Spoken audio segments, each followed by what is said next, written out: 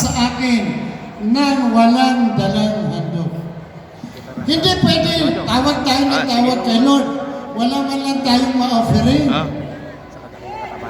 Ngayon, lahat ng malilikom, ilalapit natin sa mga pastor.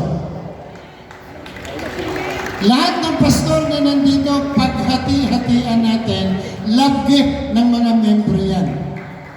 Mga membro, mahal pa ninyo pastor nyo? Tatay nyo yun, ako lolo nyo. Mahal pa ninyo si lolo?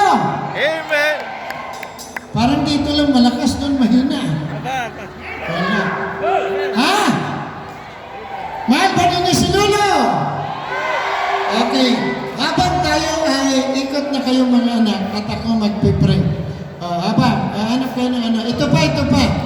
Kanino mapupunta yung ating offering? Diba na, makinig mo na kayo. Kanino mapupunta? Hindi sa akin.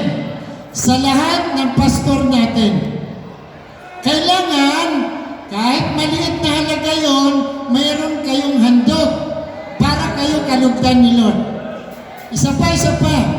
Sa Matthew chapter 10 verse 42, pakinggan niyo to. Okay.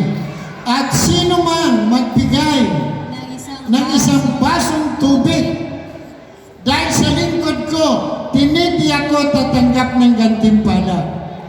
Sino sa inyo gusto tumanggap ng gantimpala mula kay Lord? So, mag-offering tayo. At yung offering natin na yun, lahat ng pastor dito, asawa ng pastor, paghati-hatian nila yun. Okay, likomin na natin. Ram, hindi importante dito naka-tsinelas, naka-sapatos, naka-short. Yung mensahe ng awit mo. Nasaan kaya ako?